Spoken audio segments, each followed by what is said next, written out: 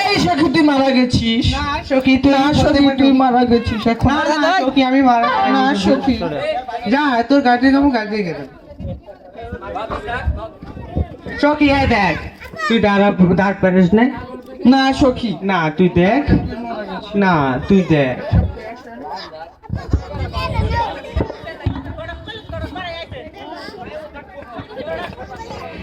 না আমার মুসিবত আলী সব মুসিবত আমারই খালি কোথায় কোথায় মারি তালু সুযোগ পেলে জোড়া তালি তোমাইয়া তোমার নাম ডাকি খাইরন সুন্দরী।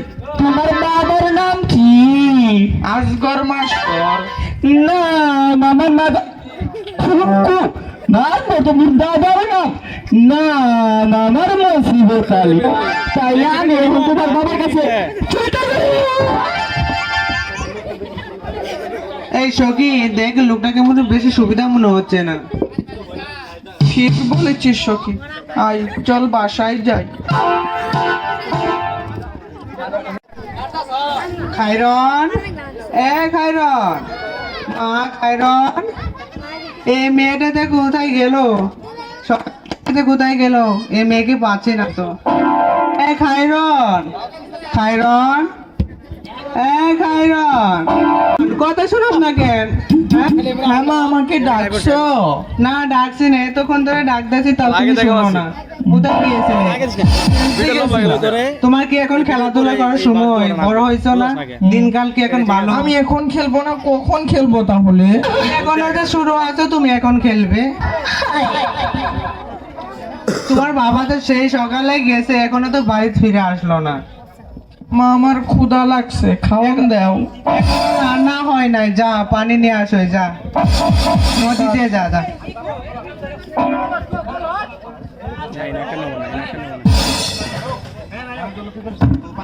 কি, কোথায় যাচ্ছিস? আমাকে তো নিয়ে যাবি একটু।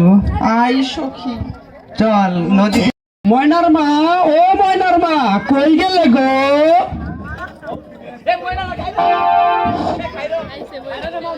তুমি আইসো খাইরনের বাবা? হ্যাঁ খাইরনের মা। খাইরনের মা সারাদিন কত জায়গায় ঘুরলাম, কোনো জায়গায় কোনো একটা কাজ পাইলাম না খাইরনের মা। তো এখন আমরা খাবো কি খাইরনের বাবা? খাইরনের মা তাহলে ওই শাহিন স্যারের কাছে গিয়ে কিছু টাকা শুধু করে নিয়ে আসি খাইরনের মা। তোমার যা ভালো মনে হয় তুমি তাই করো, আমি কিছু করতে পারবো না। ঠিক আছে খাইরনের মা, তাহলে আমি শাহিন স্যারের কাছে গেলাম। ওকে, তোমার যা মনে হয় তাই করো তুমি।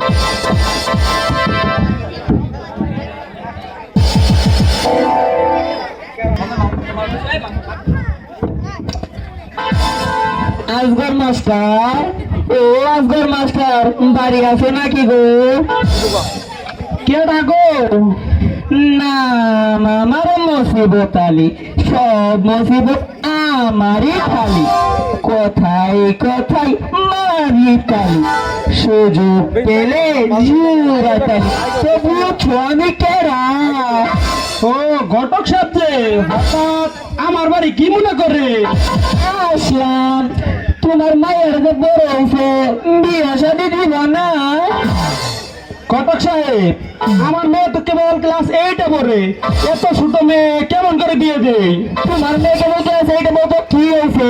তোমার মেয়ে কি বড় ফরেস্টার হইব নাকি? ঘটক সাহেব তাহলে ময়নার মার কাছে শুনি, খাইরনের মার কাছে শুনি সে কি বলে। আচ্ছা যাও শুনে আসো। তাহলে ঘটক সাহেব বসে না পড়ি। খাইরনের মা ও খাইরনের মা কই গেলে গো? কি হয়েছে বলো? খাইরনের মা সে আমাদের মা খাইরনের জন্য একটা ভালো সম্বন্ধ আনছে। কি বলো তুমি? ছেলে হলো সরকারি চাকরি করে খাইরনের মা। তাহলে তো ভালোই হবে, মেয়েটার বয়স হয়ে গেছে। খাইরনের মা আমরা গরিব মানুষ, খাইরনের ভালো সম্বন্ধ আছে, যা তো তার বিয়েটা দিয়ে দে, কি বলো তুমি? আমিও তো এটাই বলতেছি, মেয়েটা বড় হয়ে গেছে, এখন তো বিয়ে দিতেই হবে, দিয়ে ফেলে। আচ্ছা ঠিক আছে তাহলে। ঘটক সাহেব, ও ঘটক সাহেব। হ্যাঁ বলো, কি বললো তোমার স্ত্রী? ঘটক সাহেব, আমরা সবাই রাজি। তোমরা তো সবাই রাজি, তাহলে আমার রইল কি? ঘটক সাহেব, তোমার জন্য 5,000 টাকা রাখছি ঘটক সাহেব। তাইলে তো আমি মহা খুশি। না, আমার মাথা টুকু মাথা বলতো মোর দাদার নাম না, আমারও মুসিবত আলী। তাইলে আমি এখন পাঁচটা দেবার চেষ্টা করি।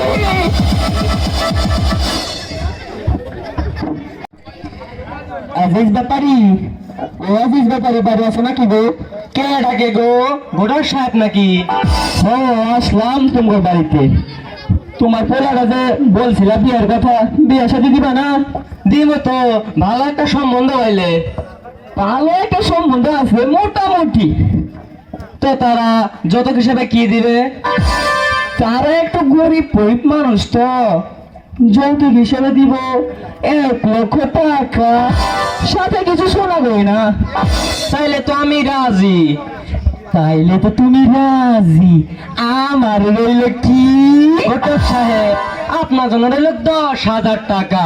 তাইলে তো আমি মহা খুশি। না, আমার মাথা বলতো মোর দাদার নাম না, আমার মুসিবত আলী। সব মুসিবত আমারই খালি। তাহলে শোনো, কালকে চলো ওই পাখি বগো যাই দেখে আসি। চলেন ঘটক সাহেব।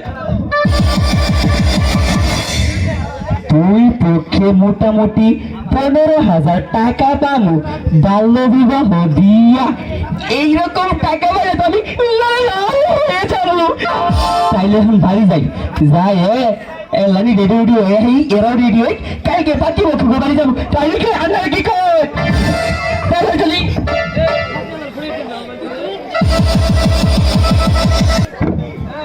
মা খাইরন, খাইরন, মা তুই হ্যাঁ ডাকছি। তোর বাবা তো তোর বিয়ে ঠিক করেছে, তোরে দেখতে আইব। না মা, আমি এখনই বিয়ে করতে চাই না মা, আমি আরো লেখাপড়া করতে চাই মা। না না, তো তুই বড় হয়ে গেছিস, এখন তোর বিয়া দিব, তোর বাবা যা করে তাই হবে। না মা, আমি আরো লেখাপড়া করতে চাই। না, তোরে আর লেখাপড়া করার এখন দিনকাল ভালো না, জানোস না?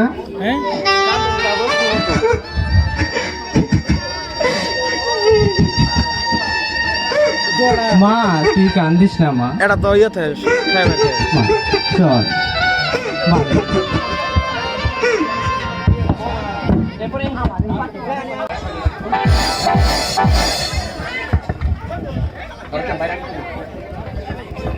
ঘটক সাহেব, বাড়ি আর কত দূর? এই তো আয় আর বসছি, আরে সামনে গেলে ওগো বাড়ি। এই যে যাই চাইছি, বসে বসে রে।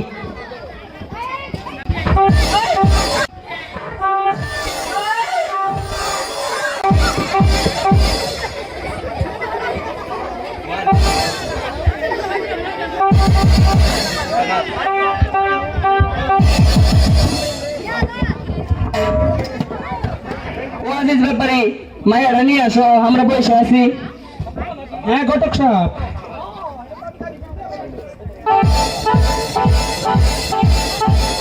খায়রনের মা, ও খায়রনের মা, মা খায়রনকে একটু সাজিয়ে আনো তো।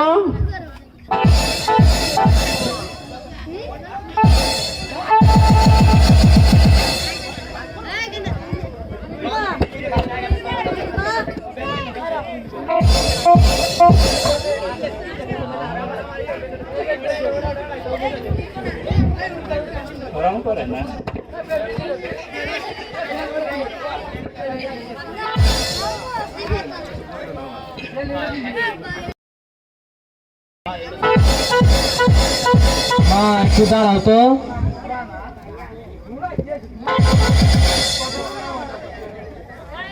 মুখটা একটু ফুল একটু দেখি।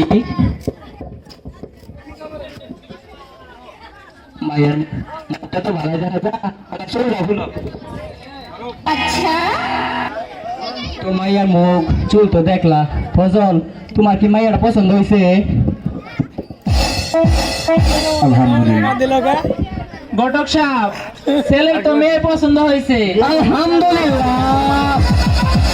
তো পোলা তো মাইয়াটার পছন্দ করলো, মাইয়াটার ভালাই দেখা যা। তো মাইয়া তোমার কি পোলার পছন্দ হয়েছে?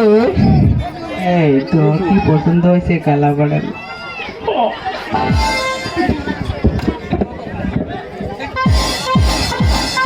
পছন্দ করছে কত স্যার? আলহামদুলিল্লাহ আলহামদুলিল্লাহ। তো পোলারও মাইয়া পছন্দ হইলো, মাইয়ারও পোলা পছন্দ হইলো, তাইলে একটা ভালো ক্ষণ দেখা বিয়ে দিন তারিখ পাকা করি, তাই না কি কও? তাই করেন ঘটক সাহেব।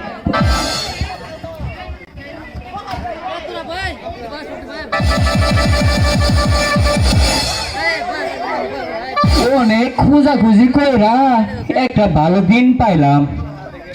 দিন হইল ওই যে 35 তারিখ, রোজ শুক্র শনিবার।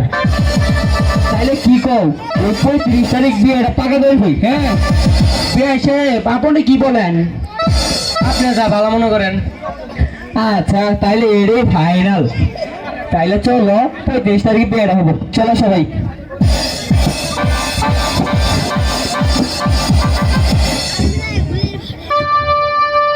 তো তাড়াতাড়ি কাজী সাহেবরে ফোন দাও। হ্যালো, আসসালামু আলাইকুম। হ্যাঁ কাজী সাহেব, যে বেনোয়ার উত্তরপাড়া সুতার বাড়ি বিয়ে আছে। আই পড়ছে আলহামদুলিল্লাহ। 16 ডিসেম্বর। আসসালামু আলাইকুম।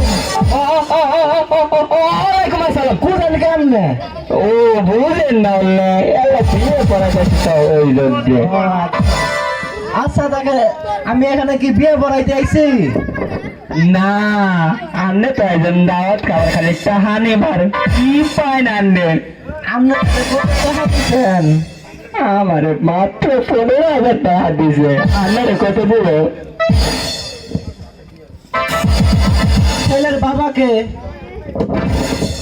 এই যে কাজী সাহেব আমি। আচ্ছা তাহলে ছেলের জন্ম নিবন্ধনটা দেন তো। তো জরুরি নিবন্ধন হয় নাই। আপনি কি বলেন? আপনি কি বলেন? কাজী সাহেব আপনি ওরকম কথা শুনলেন কেন? না না আমি এই বিয়ে পড়াতে পারবো না না, আপনার নিজের লোক। না, আমি পুরো গরম করে দেয়। কি গরম করে দিবেন? বলতেছে তো। আচ্ছা আপনি কি বলতেছেন জানি? আপনার পকেট গরম করে দেয় কাজী সাহেব, আপনি বসেন। আচ্ছা ঠিক আছে। আচ্ছা মেয়ের বাবাকে? কাজী সাহেব আমি। আচ্ছা মেয়ের জন্ম নিবন্ধনটা দেন। কাজী সাহেব মেয়ের তো জন্ম তো হয় নাই। আমি জানি না। কি বলেন আপনারা? একজনের জন্ম নিবন্ধন নাই? কাজী সাহেব এরকম করলে কি হয়?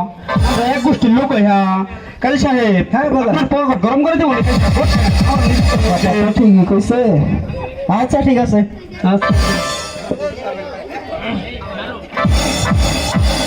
আমার কথা কই গেল?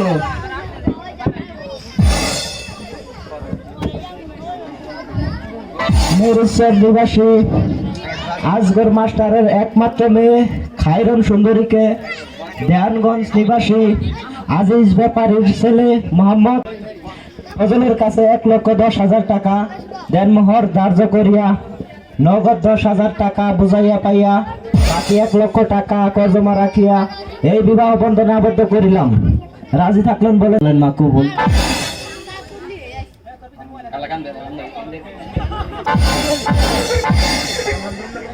আলহামদুলিল্লাহ বলেন কবুল। আলহামদুলিল্লাহ। আরেকবার বলেন কবুল। আপনারা কি শুনছেন? শুনছি। আচ্ছা বাবা বলেন কবুল।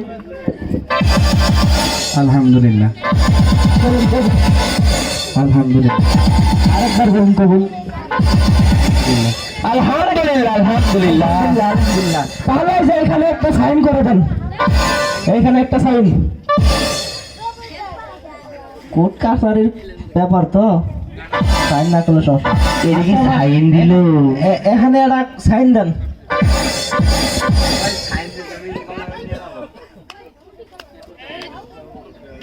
এটা তো সাইন বড় যে পদ্মা নদীর উপরে যে ব্রিজ গেতে আছে। টেরেন গাড়ি। হ্যাঁ আচ্ছা গড়ক সব দোয়াটা করে দেন তাহলে। আমি দোয়া করবো। হ্যাঁ মিষ্টি গুলো নিয়েন তো মিষ্টি আচ্ছা তাহলে দোয়াটা করি রে। করেন আল্লাহুম্মা আমিন। নাল গাড়ি গাবিন, কালো গাড়ি দিয়ে এলো, নাল গাড়ি দিয়ে এলো, কালো গাড়ি আরে কি ব্যাপার আছে? নীল গাড়ি তো ভালো দেখা যায়। আল্লাহ আল্লাহ দেখো এই যে এই পোলা আর এই মাই গে জুড়ে বিয়ে দিলাম। এরা ফুটবল টিম এই মেয়েটার আমার পছন্দ হয়েছিল, কিন্তু আমি বিয়েটা করা হলাম না, কারণ আমার ঘরে দুটো বাচ্চা আছে। আল্লাহ আল্লাহ এবার ঘরে যাতে কোনো জীবনের সুখ শান্তি না হয় আল্লাহ। আল্লাহ এবার ঘরে যাতে dozen dozen dozen dozen dozen dozen dozen মেয়ে সন্তান হয় আল্লাহ। আল্লাহ এবার ঘরে যাতে কোনোদিন ফুটবল টিম পয়দা না হোক, খালি মেয়ে সন্তানদের ফুটবল টিম পয়দা করে দিবে আল্লাহ। আমি তো কিছু জানি না, শুনি না, কি বেঁধে বিয়ে করলাম ওরও বুঝি না, দোয়া দেখি মনে করে ওরও জানি না, কিন্তু আমার এই দোয়া দেওয়া দিচ্ছে তাই দোয়াটা করে দিলাম। ও ভাই করতেছি কি বেমন ও জানি না। এবার দোয়া করলে টিয়া বসে কি দিল, যদি পেয়ে দিল না দিলেন নাই, আমার তো আগে 15,000 পাইছি, ওই রেলি যথেষ্ট। আমারও কিছু ভাগ দিয়েন বলো আমি তো দিব বলেছি তাহলে কে আমার থেকে আপনার ভাগ বেশি আমার কিছু দিয়েন এ ওরা চলে আমি রব্বে হামুমাকে আমার রব্বে আনি সইগির ওরা চলে আমি আমিন তাইলে চলেন বিদায় দিয়ে এখন বাড়ি যাই। আরে আপনার সাথে কিছু কথা আছে পার্সোনাল কি করবেন?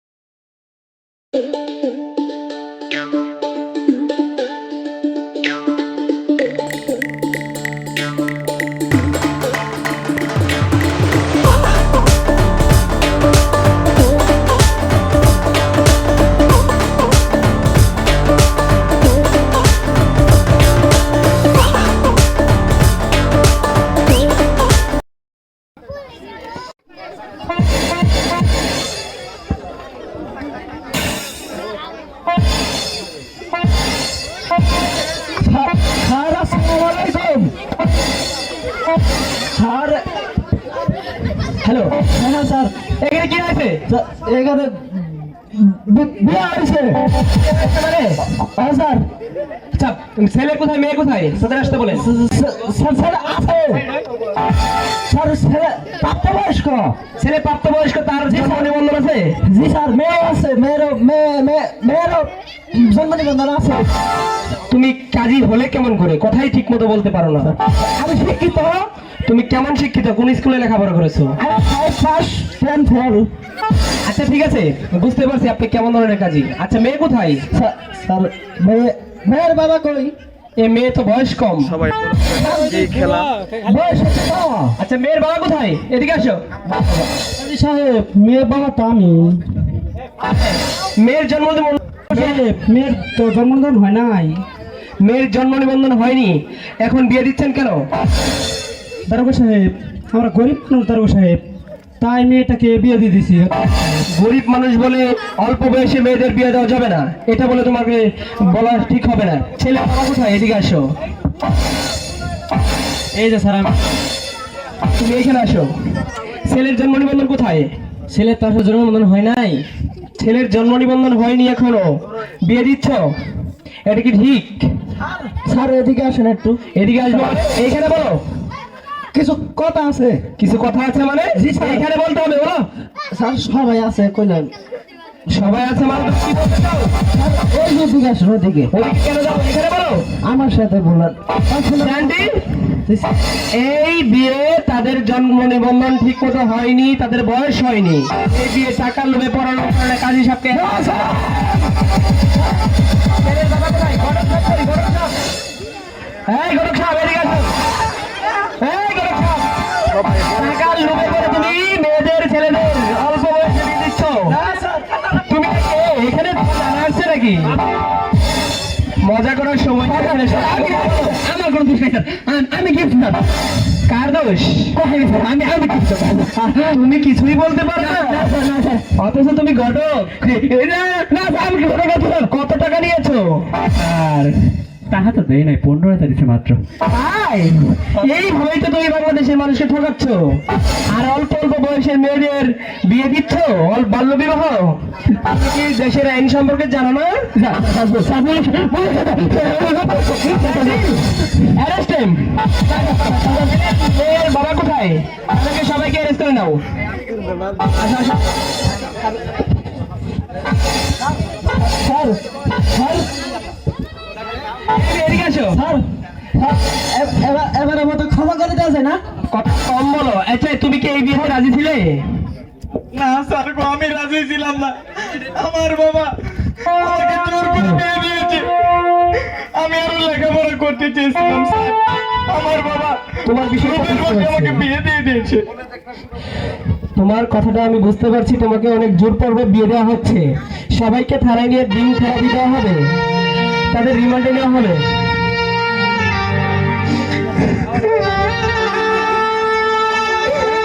এই বাবা কোথায়? মেয়ের বাবা কোথায়? মেয়ের বাবাকে ভালো করে অ্যারেস্ট করো। এই শালার সবচেয়ে বড় হারামি, তাকে ধরে নাও। এই ছেলে, তুমি কি বিয়েতে রাজি ছিলে? আমি রাজি ছিলাম না। শুরু করে দিয়ে তোমাকে জোর করে দিয়ে দেওয়া হচ্ছে? হাই হাই, এত কষ্ট। আচ্ছা, একে ধরো, একে একটু কম শাস্তি দেওয়া হবে, ঠিক আছে? যদিও রাজি না ছিল, তবুও বিয়ে করতে আসছে, একে 3 দিন দেওয়া হবে। তো সবাইকে অ্যারেস্ট করে দাও। স্যার, এদেরকে বাল্য বিবাহ সম্পর্কে কিছু বলেন। আসসালামু আলাইকুম। বাংলাদেশে বাল্যবিবাহ নিয়ে অনেক সমস্যার সম্মুখীন হতে হচ্ছে।